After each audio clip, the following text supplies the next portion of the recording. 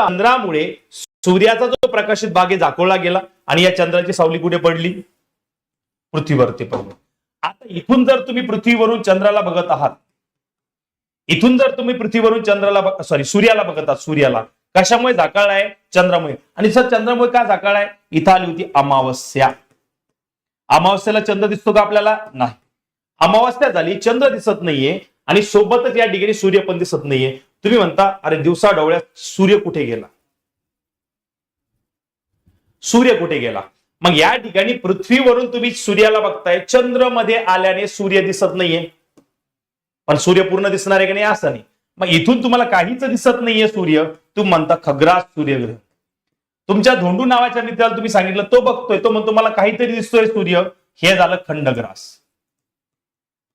आणि पुढचा एक प्रश्न मी घेतलाय, तिथं तुम्हाला सांगतो, पण या ठिकाणी लक्षात ठेवायचं, सूर्य चंद्र पृथ्वी एका सरळ रेषेत आल्यास काय होतं?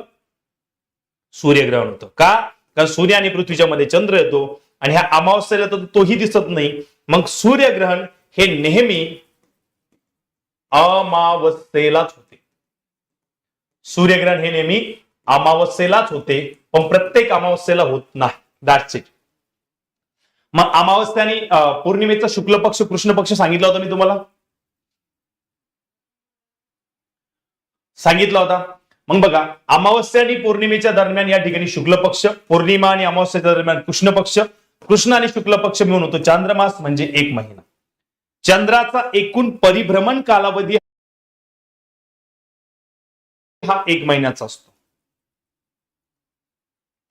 चंद्राचा एकूण परिभ्रमण कालावधी हा 1 महिन्याचा असतो. क्लिअर? मग सूर्यग्रहणाचे 3 प्रकार पडतात. ते कसे? बघा, हे अपभू उपभू समजली तुम्हाला? हे बघा, चंद्र पृथ्वीपासून जवळ आहे उपभू, चंद्र पृथ्वीपासून दूर आहे अपभू. हे तर आता सांगितलं मी तुम्हाला. आता बघा, इथं लक्ष द्या. पुढे आहे कंकणाकृतीबद्दल बोलतो. ग्रहांच्या संदर्भात खालीलपैकी कोणते विधान चुकीचे आहे? ग्रहांना स्वतःचा प्रकाश नसतो. ग्रह स्वतःभोवती फिरत असताना ताऱ्याभोवती फिरतात. ग्रह नेहमी लुकलुकतात म्हणून ते ओळखले जातात. प्रत्येक ग्रहाची सूर्याभोवती फिरण्याची ठराविक कक्षा असते. सांगतो, ट्रिक सांगतो, गण होईल, गवळण होईल, खडे मारू नका.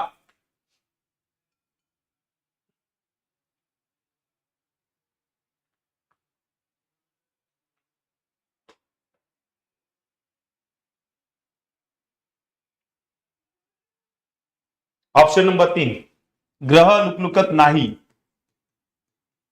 तारे लुकलुकत असतात. लुकलुकत. चांदण्या, चांदणे शिंपित जाशी, चालता तू चंचले. ऑप्शन नंबर, ग्रहांना स्वतःचा प्रकाश नसतो. नसतो, ते सूर्याच्या प्रकाशावरती जिवंत असतात.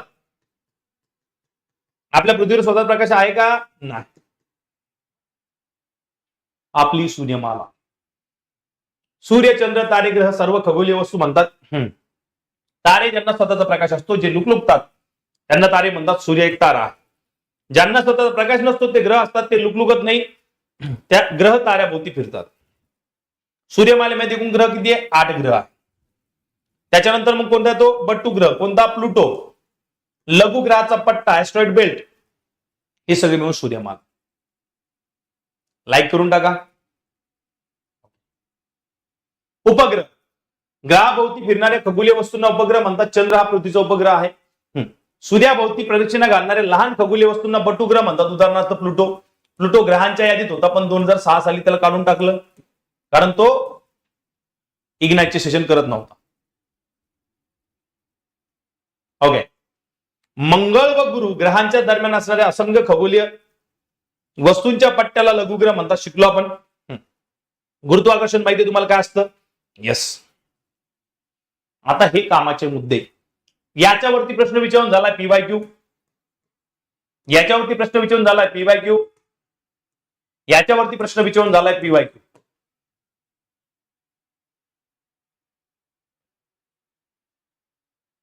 इथं अजून विचारलेला नाहीये, याला स्कोप राहू शकतो. चांद्रयान 1 ची डेट, अग्निबाणावरती, रॉकेटवरती प्रश्न विचारला, हाही पीवायक्यू. त्या पेजवरती सगळे मुद्दे विचारून टाकले त्यांनी.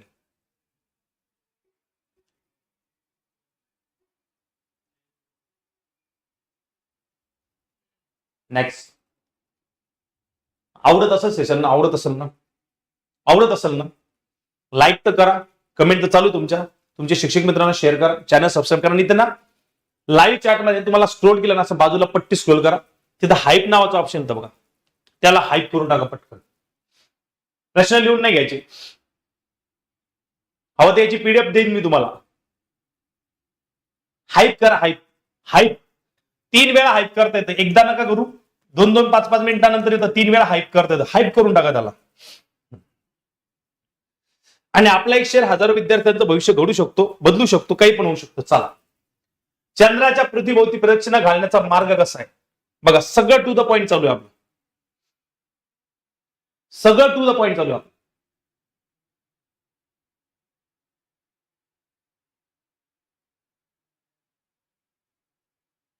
आम्हाला मोठे गावकर सोबत नका जोडू रे, लय मेहनत घेतात आमचे शिक्षक लोक, मोठे गावकर सोबत नका जोडू.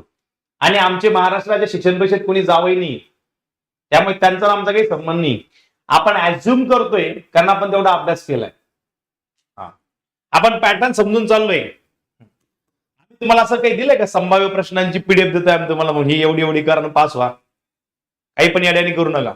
ऑप्शन नंबर 2 लंबवर्तुळाकार. लंबवर्तुळाकार कसा आहे, फॉर इमॅजिन ही पृथ्वी आहे आणि या पृथ्वीभोवती जो चंद्र फिरतो ना, तो फिरताना तर 5 डिग्री क्रॉस फिरतो, तो असा फिरतो बघा. हे लंबवर्तुळाकार कक्षा म्हणून अपभू उपभू स्थिती, नीट लक्ष द्या. हे लंबवर्तुळाकार आहे बघा. इथं आपण बघितलं होतं दूर अपमान अपभू आणि जवळ उपमा उपभू. उपभू म्हणजे चंद्र हा काय जवळ आहे पृथ्वीच्या, आणि अपभू म्हणजे चंद्र हा दूर आहे किंवा लांब आहे चंद्र. मग इथे लक्षात घ्यायचं, याची कक्षा लंबवर्तुळाकार आहे, सोबतच हा पृथ्वीच्या कक्षेच्या 5 डिग्री क्रॉस फिरतो. म्हणजे पृथ्वी तिच्या कक्षभोवती जर अशी फिरत असेल ना, हा तिच्या 5 डिग्री क्रॉस फिरतो. म्हणून दर महिन्याला किंवा दर 15 दिवसाला ग्रहणे होत नाही. काय होत नाही, ग्रहणे होत नाही, कारण दर 15 दिवसाला किंवा महिन्याला एक्झॅक्टली एकमेकांच्या समोर येत नाही, कारण तो फिरताना 5 डिग्री क्रॉस फिरतो.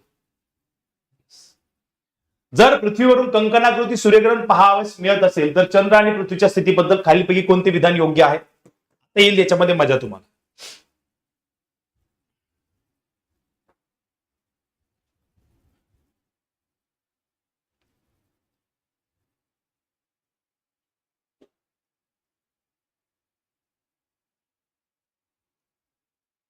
ऑप्शन नंबर 3 सांगितले गेले. ऑप्शन नंबर 3 चंद्र आणि पृथ्वी मधील अंतर सर्वात कमी असेल. हे समजलं का तुम्हाला कंकणाकृती कसं असेल, समजलं का तुम्हाला कंकणाकृती. फॉर एक्झाम्पल हा सूर्य इमॅजिन करा.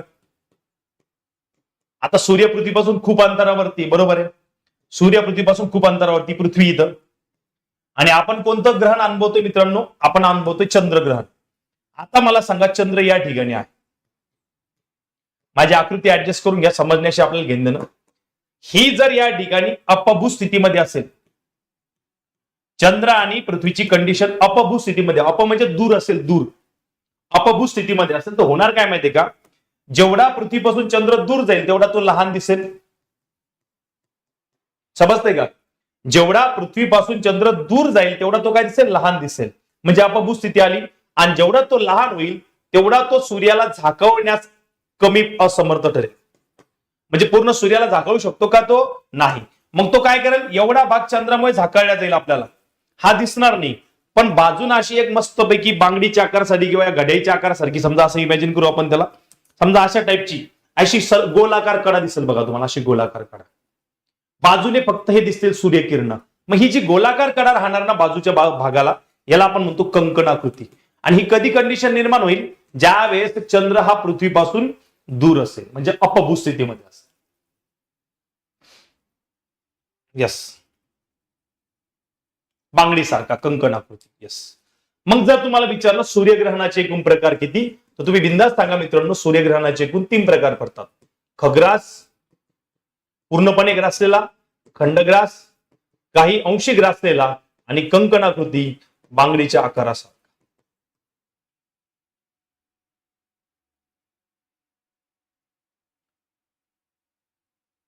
Clear, okay.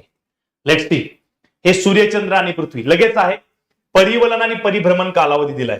चंद्राचा परिवलन काळ, स्वतःभोवती फिरण्याचा वेळ आणि परिभ्रमण काळ, पृथ्वीभोवती फिरण्याचा वेळ कसा आहे? सारखाच आहे. म्हणून तुम्हाला नेहमी म्हटलं जातं बघा काय, की आपल्याला चंद्राची दक्षिण बाजू कधी दिसत नाही. का दिसत नाही? त्याचा आपल्या पृथ्वीभोवती फिरण्याचा कालावधी आणि स्वतःभोवती फिरण्याचा कालावधी सेम. फॉर एक्झाम्पल, मी जर समजा हा ही पृथ्वी, मी हाय, आता मी जर याच्या भोवती असा फिरतोय सरळ सरळ, तर मी माझ्या भोवती पण फिरलो आणि पृथ्वीभोवती पण फिरलो, मग मला सांगा माझी पाठीमागची बाजू याला दिसणार आहे का? नाही दिसणार. Same condition. कारण सुरुवात करताना इथं सिंपल गोष्ट आहे की समजतंय अशा पद्धतीने आहे. मग परिवलन आणि परिभ्रमण कालावधी सारखा आहे म्हणून या ठिकाणी एक बाजू आपल्याला कधी दिसत नाही. क्लिअर? चला बरं, अपभू उपभू स्थिती क्लिअर झाली तुम्हाला. आता हे बघा, चंद्राची परिभ्रमण कक्षा लंबवर्तुळाकार आहे. छोट्या छोट्या गोष्टीवरती प्रश्न विचारले, काळजी घ्यावं लागणार. ओके, त्यानंतर जास्तीत जास्त जवळ असतो बभू अपभू सांगितलंय. नेक्स्ट, चंद्रकला. चंद्राच्या दररोज बदलणाऱ्या आकारांना चंद्रकला म्हणतात. अमावस्येपासून पौर्णिमा. हे समजत नसाल ना, मी क्लिअर करून देतो बघा तुम्हाला. आता इमॅजिन करा ही पृथ्वी आहे 2 मिनिटासाठी, कारण ही कामाच्या गोष्टी कन्सेप्ट वरती खूप जास्त चर्चा आपल्याला करावी लागणार आहे. समजा इथं चंद्र आहे, इथं चंद्र असतो, ज्यावेळेस तो पृथ्वीच्या ऑपोजिट भागात असतो, इथं पौर्णिमा असते बघा. काय असते? पौर्णिमा. आणि पौर्णिमेला तुम्हाला पृथ्वीवरून चंद्र पूर्ण दिसतो. आता हळूहळू हळूहळू या ठिकाणी त्याच्या कला दाखवायला तो लागतो. या ठिकाणी आल्यानंतर तो असा काहीसा तुम्हाला दिसतो. हा 8 दिवसांचा कालावधी असतो. याला आपण अष्टमी म्हणतो बघा. काय म्हणतो? अष्टमी. ठीक आहे. आता हळूहळू तो या ठिकाणी येतो. इथं आल्यानंतर अमावस्या लागते. अमावस्या लागल्यामुळे चंद्राचा प्रकाशित भाग सूर्यासमोर जातो. आपल्याला काहीच दिसत नाही. आपण म्हणतो चंद्र कुठे गेला. ठीक आहे. आता इथून इथपर्यंत 8 दिवसांचा कालावधी, पुन्हा इथपर्यंत हा झाला पूर्ण पंधरवाडा. हा काय झाला? पूर्ण पंधरवाडा. कारण तुम्हाला पुस्तकात वाचून लक्षात राहणार नाहीये. त्यानंतर आपण बघतो की या ठिकाणी हा चंद्र पुन्हा इथे आला, असा काहीसा क्रॉस दिसायला लागला आपल्याला, आणि पुन्हा तो पौर्णिमेपर्यंत गेला. मग इथं अमावस्येपासून पुन्हा पौर्णिमेपर्यंत गेला. हा झाला चांद्रमास म्हणजे 1 महिना. हा झाला अष्टमीचा कालावधी म्हणजे 8 दिवसांचा कालावधी.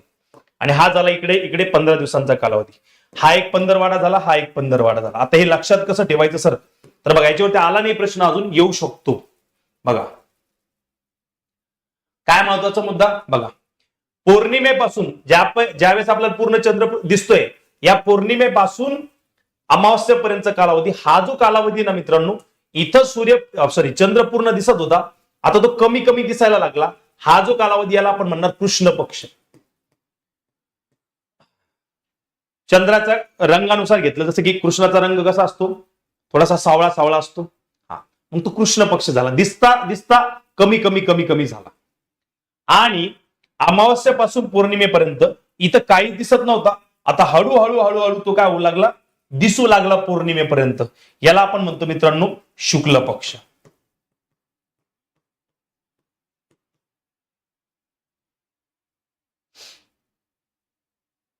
शुक्ल पक्ष. ठीक आहे. नेक्स्ट, अष्टमीचा मुद्दा समजला तुम्हाला? येस. हे झालं ग्रहणांचा मुद्दा. हे असतात ग्रहणांचे मुद्दे, जे मी तुम्हाला आता एक्सप्लेन करून सांगितले. सूर्यग्रहण, चंद्रग्रहण होप सो क्लिअर झाला असेल.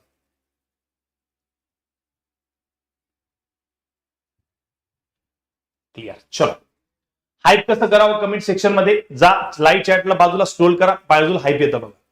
सूर्यग्रहणाचे 2 प्रकार इथे दिले. सूर्यग्रहणाचे खग्रास आणि खंडग्रास, 3 प्रकार आहे. आणि इथं कंकणाकृती आहे. हे झालं क्लिअर? सांगायची गरज आहे? सांगायची गरज आहे? क्लिअर?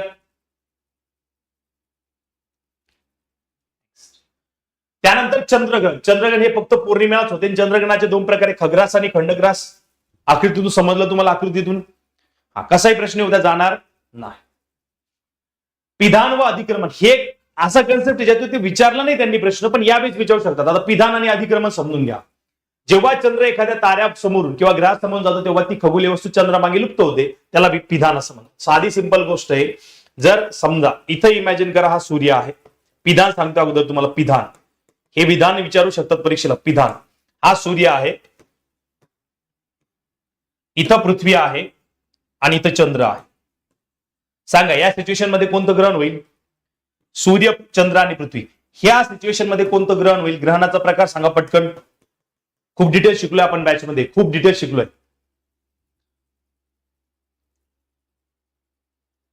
खूप डिटेल शिकलोय, सांगा मला. सूर्य पृथ्वीमध्ये चंद्र आला, कोणतं ग्रहण झालं? कोणतं ग्रहण झालं? हाईप ऑप्शनला तुम्हाला आहे ना लाईव्ह चॅटच्या बाजूला असं स्क्रोल करावं लागतं, त्या लाईव्ह चॅटला इकडे सरकावं लागतं, त्याच्या बाजूला हाईप येतं.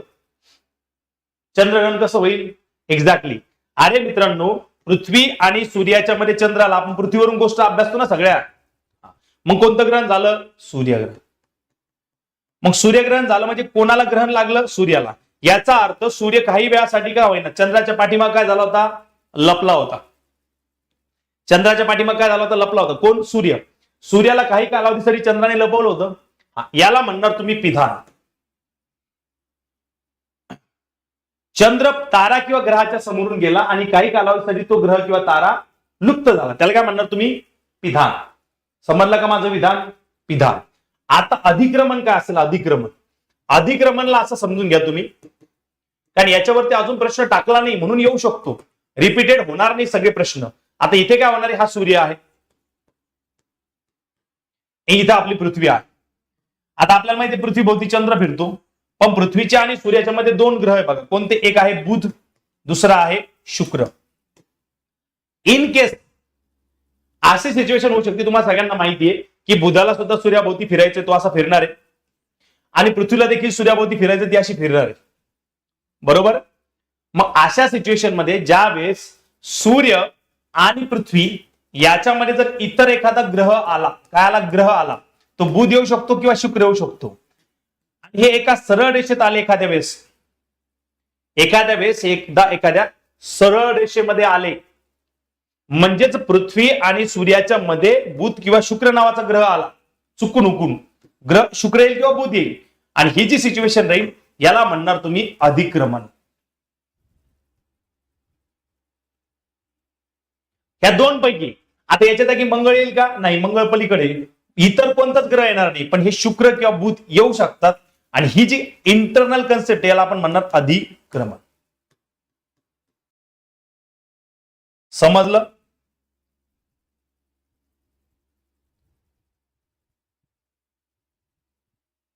अधिक्रमण. That's it. चलो, अपभू उपभू स्थितीचा मुद्दा सांगितलाय. हे बघा, सूर्यग्रहणाची वैशिष्ट्य. सूर्यग्रहण अमावस्यालाच होते, पण प्रत्येक अमावस्याला होत नाही. सूर्य, चंद्र, पृथ्वी एक अनुक्रमे एका सरळ रेषेत व एका पातेत आल्यावर सूर्यग्रहण होते. खग्रास सूर्यग्रहणाचा जास्तीत जास्त कालावधी 7 मिनिटं 20 सेकंदाचा आहे.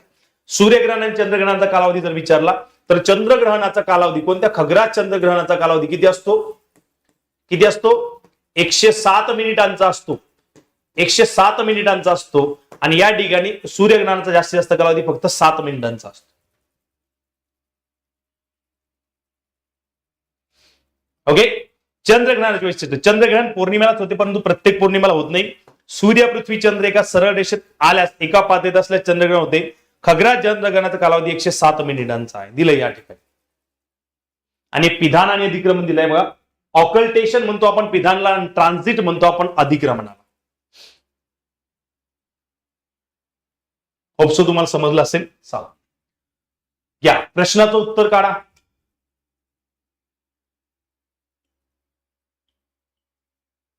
हाईट नाही, ते हाईप आहे, हाईप.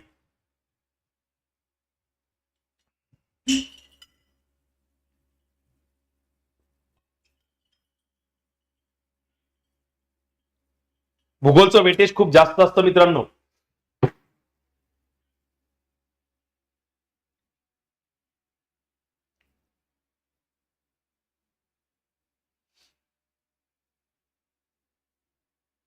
बघा, पृथ्वीवरील एखाद्या क्ष या रेखावृत्तावर दुपारी 12 वाजता उधाणाची भरती आली असल्यास त्याच वेळी त्याबरोबर विरुद्ध बाजूस असलेल्या 180 रेखावृत्तावरती खालीलपैकी कोणती स्थिती असेल, त्याचे मुख्य कारण काय असेल?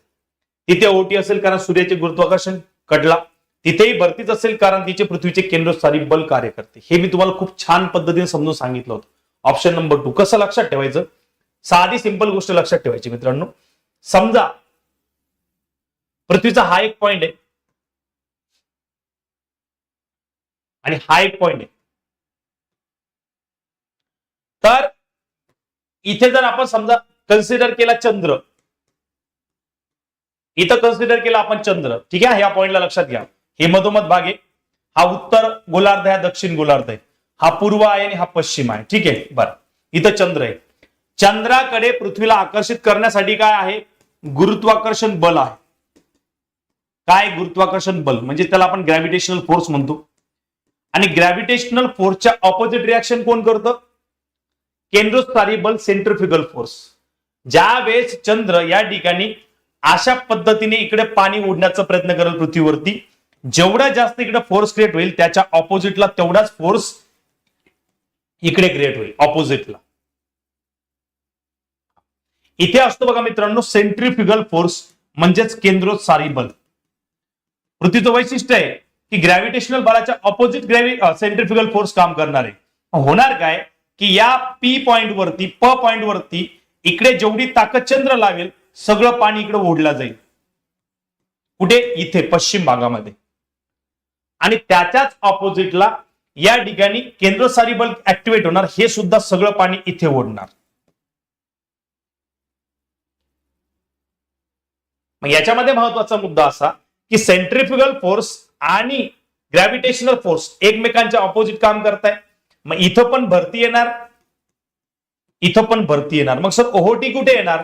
पाणी कुठून ओढलं? इथून. पाणी कुठून ओढलं? इथून. मग इथे ओहोटी येणार. हाय टाईड आणि निप टाईड म्हणतो आपण त्याला.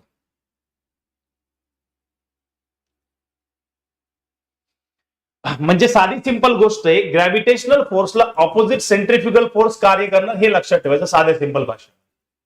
मग इथं आपण बघतोय की क्ष एक रेखावृत्तावर दुपारी 12 वाजता उधाणाची भरती आली. मग उधाणाची भरती कुठे आली? 0 डिग्री वरती. त्याच्या एक्झॅक्ट पाठीमागे कोणती रेषा येईल? 180 नंबरची रेषा. मग तिथेही भरतीच असेल कारण तिथे पृथ्वीचे केंद्रस्थानी बल जे सेंट्रिफ्युगल फोर्स कार्य करते. Do you understand? Do you understand? एकदम हळू चालू आहे, एकदम हळू चालू आहे. Let's see. सागर नद्याच्या पातळीत ठराविक कालावधीने होणाऱ्या चढ उताराला भरती ओटी म्हणतात. भरती ओटी प्रामुख्याने चंद्र व सूर्य यांचे गुरुत्वाकर्षण आणि पृथ्वीचे केंद्रोत्सारी बल सेंट्रिफ्युगल फोर्स कारणीभूत असते. भरती ओटीचे एक चक्र पूर्ण होण्यास साधारणतः 12 तास 25 मिनिटे लागतात. 25 मिनिटं एक्स्ट्रा लागतात कारण तेवढा वेळ पृथ्वी पुढे जात असते चंद्रासोबत. उदानाची भरती याला स्प्रिंग टाईम म्हणतो. अमावस्या व पौर्णिमेला चंद्र, सूर्य आणि पृथ्वी एका सरळ रेषेत येतात, त्यामुळे आकर्षण बल वाढून सर्वात मोठी भरती येते. अमावस्या आणि पौर्णिमेला नेहमी उधानाची भरती येते आणि भांगाभांगाची भरती अष्टमीला येत असते. खूप डिटेलमध्ये अतिशय बारकाईने साध्या सिंपल भाषेत मी तुम्हाला पाब्लो पिकासोच्या आकृत्या करून दाखवल्या. याच्या आकृत्या लागल्या तर मी दाखवतो, पण तुम्हाला ना यावरती प्रश्न येऊ शकतो. भरती ओटीचे फायदे आणि परिणाम एक ऑड शब्द टाकून देतील. भरतीच्या पाण्यामुळे खाडे मासे देतात, ज्याचा फायदा मासेमारीसाठी होतो. भरतीच्या वेळी जहाजे बंदरात आणता येतात. भरतीच्या पाण्यापासून मीठ तयार केले जाते. भरती ओटीच्या क्रियेतून वीज निर्मिती करता येते. हे त्याचे फायदे आहेत. बरं, आता हे लाटा आणि द्रोणी तुम्हाला माहिती आहे. तर बघा इथे सिंपल गोष्ट आहे, लक्ष द्या. हे बघा इथे गुरुत्वाकर्षण बल कोणाचं? चंद्राचं. हे बघा ग्रॅव्हिटेशनल फोर्स. चंद्र म्हणतो मैं इसको खिचूंगा, पूर्ण ताकदीने इकडे ओढतो. कोण ओढतो? चंद्र ओढतो. मग हे पाणी इकडे डायव्हर्ट होतं. आणि मग इकडे केंद्रस्थानी बल म्हणतो असं कसं? मी पण ओढणार. हे इकडे ओढतं, हे पाणी इकडे ओढतं. बघा इथं ओहोटी आली, इथे ओहोटी आली आणि इथे भरती आली, इथे देखील भरती आली.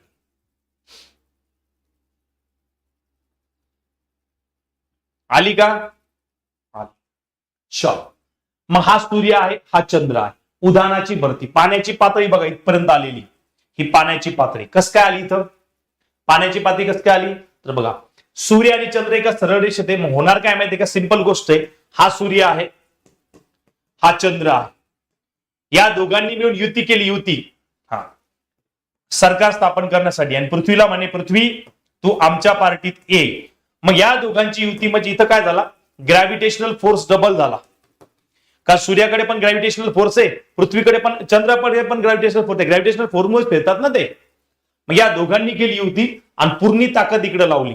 ज्यावेळेस त्यांनी इकडे पूर्ण ताकद लावली मित्रांनो सूर्य आणि चंद्राने, लगेच सेंट्रिफ्युगल फोर्स ऑपोजिट साइडला काय झाली? ऍक्टिव्हेट झाली. मग ताकद किती